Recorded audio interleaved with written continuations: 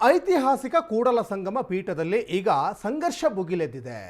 ಅಂದರೆ ಈ ಕೂಡಲ ಸಂಗಮ ಪೀಠದಿಂದ ಜಯಮೃತ್ಯುಂಜಯ ಶ್ರೀಗಳನ್ನು ಉಚ್ಚಾಟನೆ ಮಾಡುವ ವಿಚಾರ ಸಾಕಷ್ಟು ಮುನ್ನೆಲೆಗೆ ಬರ್ತಾ ಇದೆ. ಹಾಗಾದರೆ ಶ್ರೀಗಳು ಉಚ್ಚಾಟನೆ ಆಗ್ತಾರಾ? ಉಚ್ಚಾಟನೆ ಆದರೆ ಮುಂದಿನ ಪೀಠಾಧಿಪತಿ ಯಾರಾಗ್ತಾರೆ ಅನ್ನುವಂತಹ ಒಂದು ಚರ್ಚೆ ಜೊತೆಗೇನೆ ಇಲ್ಲಿ ಉಚ್ಚಾಟನೆ ಮಾಡ್ತೀನಿ ಅಂತ ಹೇಳ್ತಾ ಇದ್ದವರು ಕಾಶಪ್ಪನವರ್. ಇದು ರಾಜಕೀಯ ತಿರುವು ಪಡ್ಕೊಂಡಿದೆ. ಇದು ಇನ್ನು ಪೀಠದಿಂದ ಜಯಮೃತ್ಯುಂಜಯ ಶ್ರೀಗಳ ಉಚ್ಚಾಟನೆ ಖಚಿತನ. ಹಾಗಾದ್ರೆ ಪಂಚಮಸಾಲಿ ಪೀಠದಿಂದ ಮೃತ್ಯುಂಜಯ ಶ್ರೀ ಬದಲಾಗ್ತಾರ? ಹಾಗಾದ್ರೆ ಜಯಮೃತ್ಯುಂಜಯ ಶ್ರೀ ವರ್ಸಸ್ ವಿಜಯಾನಂದ ಕಾಶಪ್ಪನವರೇ ನಡುವೆ ನಡೀತಾ ಇರುವಂತ ಕಾಳಗ ಇದು.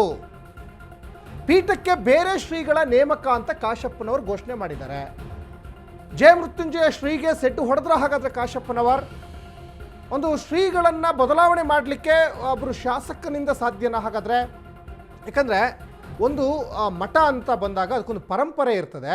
ಆ ಪರಂಪರೆ ಈ ಹಿಂದೆ ಬೇರೆ ಸ್ವಾಮೀಜಿಗಳಿರ್ತಾರೆ, ಅವರ ಉತ್ತರಾಧಿಕಾರಿಯಾಗಿ ಜಯಮೃತ್ಯುಂಜಯ ಶ್ರೀಗಳು ಈಗ ನೇಮಕ ಆಗಿರ್ತಾರೆ. ಇವರ ಉತ್ತರಾಧಿಕಾರಿಯಾಗಿ ಮತ್ತೊಬ್ಬ ಸ್ವಾಮೀಜಿ ಬರುವಂಥ ಪ್ರವೃತ್ತಿಗಳನ್ನು ಬಹುತೇಕ ಅನೇಕ ಮಠಗಳಲ್ಲಿ ರೂಢಿಸ್ಕೊಂಡು ಬಂದಿರ್ತಾರೆ. ಈಗ ಇದು ರಾಜಕೀಯ ತಿರುವು ಪಡ್ಕೊಂಡಿರೋದ್ರಿಂದ ವಿಜಯಾನಂದ ಕಾಶಪ್ಪನವರು ಈಗ ಸ್ವಾಮೀಜಿಗಳ ಮೇಲೆ ಒಂದಿಷ್ಟು ಆರೋಪಗಳನ್ನು ಹೊರಿಸ್ತಾ ಇದ್ದಾರೆ. ಅಂದರೆ ಸ್ವಾಮೀಜಿಗಳು ಈಗ ನಮ್ಮ ಸಂಪರ್ಕಕ್ಕೆ ಬಂದಿಲ್ಲ, ಸ್ವಾಮೀಜಿಗಳಿಗೆ ಬೇರೆ ಬೇರೆ ಕಡೆ ಮನೆಗಳಿದ್ದಾವೆ, ಅವರ ಆಲೋಚನೆಗಳೇ ಬೇರೆ ಇದ್ದಾವೆ, ಈ ಥರ ಒಂದಿಷ್ಟು ಹೇಳಿಕೆಗಳನ್ನು ಕೊಡ್ತಾ ಇದ್ದಾರೆ. ಮತ್ತು ಸ್ವಾಮೀಜಿಗಳು ಕೂಡ ಕಾಶಪ್ಪನವ್ರ ಮೇಲೆ ಸಾಕಷ್ಟು ಆರೋಪಗಳನ್ನು ಕೂಡ ಮಾಡ್ತಾ ಇದ್ರು. ಇದೀಗ ರಾಜಕೀಯ ತಿರುವು ಪಡ್ಕೊಂಡಿದೆ. ಇನ್ನು ಬೇರೆ ಸ್ವಾಮೀಜಿಗಳನ್ನು ನೇಮಿಸುವುದಾಗಿ ಕಾಶಪ್ಪನವರು ಘೋಷಣೆ ಮಾಡಿದ್ದಾರೆ. ಪಂಚಮಸಾಲಿ ಪೀಠ ಟ್ರಸ್ಟ್ ಅಧ್ಯಕ್ಷ ವಿಜಯಾನಂದ ಕಾಶಪ್ಪನವರು. ಬಸವ ಜಯಮೃತ್ಯುಂಜಯ ಶ್ರೀಗಳ ನಡವಳಿಕೆ ಎಲ್ಲ ಈಗ ಬದಲಾಗಿದೆ.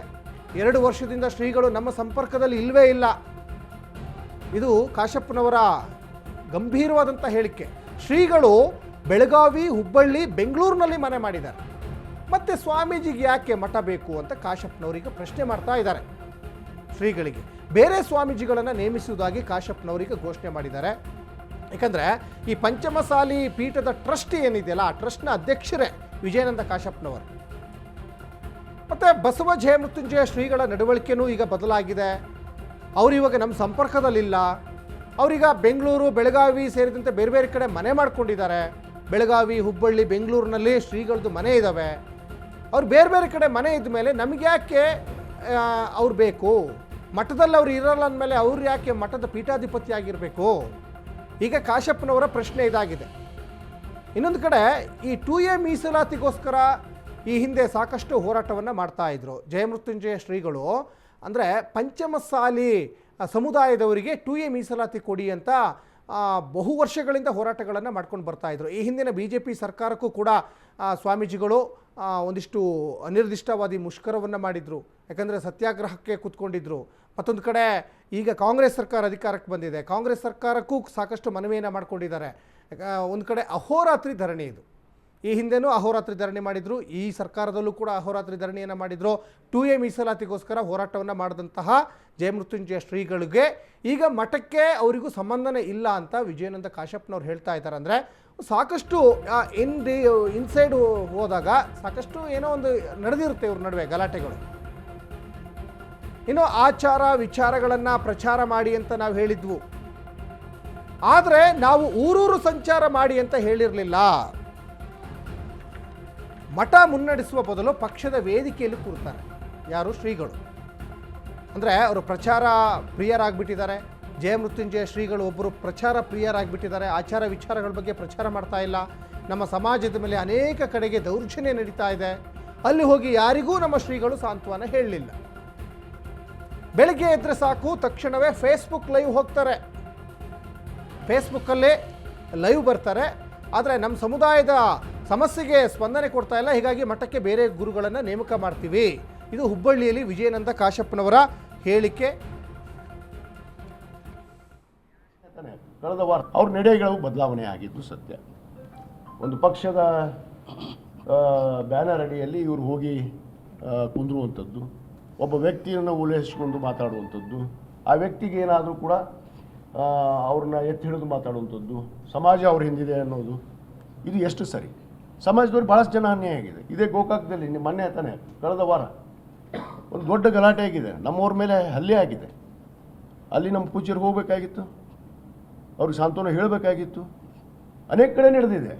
ನಮ್ಮ ಸಮಾಜದವ್ರ ಮೇಲೆ ಕೆಲವಷ್ಟು ದೌರ್ಜನ್ಯಗಳು ನಡೆದಾವೆ, ದಬ್ಬಾಳಿಕೆ ನಡೆದಾವೆ, ಅಲ್ಲಿ FIR ಆಗಿದ್ದಾವೆ. ಅವ್ರಿಗೆ ಹೋಗಿ ಸಾಂತ್ವನವನ್ನು ಹೇಳಿಲ್ಲ ಇವರು. ಆದರೆ ಇಲ್ಲಿ ಬಂದ್ಬಿಟ್ಟು ಏಕಾಏಕಿ ನನ್ನ ಮೇಲೆ ಆಪಾದ ಗೂಬಿ ಕುಂದಿರಿಸಿ ಇವರು ಪ್ರಚಾರ ಪಡಿಬೇಕು ಅನ್ನೋದು ಒಂದೇ ಉದ್ದೇಶ. ಇವರು ಪ್ರಚಾರ ಪ್ರಿಯರು ಅನ್ನೋದು ಇಡೀ ನಾಡಿಗೆ ಗೊತ್ತಿದೆ, ತಮಗೂ ಗೊತ್ತಿರುವಂಥದ್ದು. ಯಾಕಂದರೆ 24 ತಾಸು ಲೈವ್ ಫೇಸ್ಬುಕ್, ವಾಟ್ಸಪ್ ಮಾಧ್ಯಮ ಇದೊಂದೇ ಟಾರ್ಗೆಟ್ ಅಲ್ಲ. ಇಲ್ಲಿ ಒಂದು ಟ್ರಸ್ಟ್ ಆದ ಮೇಲೆ ಟ್ರಸ್ಟದಲ್ಲಿ ಕೆಲವಷ್ಟು ಏನೋ ಕಂಡೀಷನ್ಸ್ ಇದ್ದಾವೆ. ಯಾವ ರೀತಿ ಗುರುಗಳು ಇರಬೇಕು, ಯಾವ ರೀತಿ ಧರ್ಮದರ್ಶಿ ಇರಬೇಕು, ಯಾವ ರೀತಿ ಮಠವನ್ನು ನಡಿಬೇಕು, ಯಾವ ತತ್ವ ಸಿದ್ಧಾಂತದ ಮೇಲೆ ಮಠ ನಡಿಬೇಕು, ಅವ್ರ ನಡೆ. ಇನ್ನು ಬಸವ ಮೃತ್ಯುಂಜಯ ಶ್ರೀಗಳ ಆರೋಗ್ಯದಲ್ಲಿ ಒಂದಿಷ್ಟು ಏರುಪೇರಾಗಿದೆ. ಪಂಚಮಸಾಲಿ ಮೃತ್ಯುಂಜಯ ಶ್ರೀಗಳಿಗೆ ಎದೆನೋವು ಕಾಣಿಸ್ಕೊಂಡಿದೆ ಅನ್ನುವಂತಹ ಅಪ್ಡೇಟ್ ಕೂಡ ಈಗ ಸಿಗ್ತಾ ಇದೆ. ಶ್ರೀಗಳಿಗೆ ಬಾಗಲಕೋಟೆ ಕೆರೋಡಿ ಆಸ್ಪತ್ರೆಗೆ ದಾಖಲಿಸಿ ಈಗ ಚಿಕಿತ್ಸೆ ಕೂಡ ಕೊಡಿಸಲಾಗ್ತಾ ಇದೆ. ಆಸ್ಪತ್ರೆಯ ತುರ್ತು ನಿಗಾ ಘಟಕದಲ್ಲಿ ಸ್ವಾಮೀಜಿಗೆ ಚಿಕಿತ್ಸೆಯನ್ನು ಕೊಡಿಸಲಾಗ್ತಾ ಇದೆ.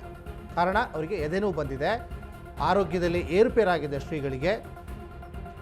ಇನ್ನು ಪಂಚಮಸಾಲಿ ಮೃತ್ಯುಂಜಯ ಶ್ರೀಗಳು ಒಂದು ಕಡೆ ಎದೆನೋವು ಅಂತ ಆಸ್ಪತ್ರೆಗೆ ಸೇರಿಸ್ಕೊಂಡಿದ್ದಾರೆ, ಇನ್ನೊಂದು ಕಡೆ ಕಾಶಪ್ಪನವರು ಅವ್ರ ಮೇಲೆ ಎಳೆಯಾಗಿ ದೂರ್ತಾ ಇದ್ದಾರೆ. ಅವ್ರು ಸರಿಯಾಗಿ ಮಟ್ಟದಲ್ಲಿ ಇರಲ್ಲ, ಆಚಾರ ವಿಚಾರಗಳ ಬಗ್ಗೆ ಪ್ರಚಾರ ಮಾಡಿ ಅಂದರೆ ಫೇಸ್ಬುಕ್ ಲೈವ್ ಬರ್ತಾರೆ. ಅವರಿಗೆ ಬೆಂಗಳೂರು, ಹುಬ್ಬಳ್ಳಿ ಹೀಗೆ ಬೇರೆ ಬೇರೆ ಕಡೆ ಮನೆ ಇದೆ ಅವರಿಗೆ. ಈ ಥರ ಒಂದಿಷ್ಟು ಆರೋಪಗಳನ್ನು ಸ್ವಾಮೀಜಿಗಳ ಮೇಲೆ ಮಾಡ್ತಾರೆ. ಅವರು ಮಠದ ಒಂದು ಕಟ್ಟುನಿಟ್ಟು ಅಂತ ಏನಿರ್ತದಲ್ಲ, ಆ ಕಟ್ಟುನಿಟ್ಟಿಗೆ ಅವರು ಬದ್ಧರಾಗಿಲ್ಲ. ಅವರು ಪ್ರಚಾರ ಪ್ರಿಯರಾಗಿದ್ದಾರೆ, ಊರೂರು ಸುತ್ತಾ ಇರ್ತಾರೆ.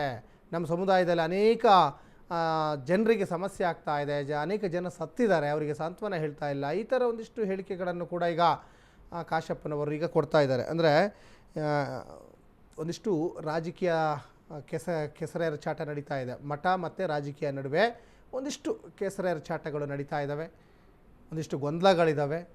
ಮತ್ತೊಂದು ಕಡೆ ದೃಶ್ಯಗಳಲ್ಲಿ ಗಮನಿಸ್ತಾ ಇದ್ದೀರಾ, ಶ್ರೀಗಳನ್ನು ಆಸ್ಪತ್ರೆಗೆ ಕರ್ಕೊಂಡು ಬಂದಿರುವಂಥ ದೃಶ್ಯ ಇದೆ.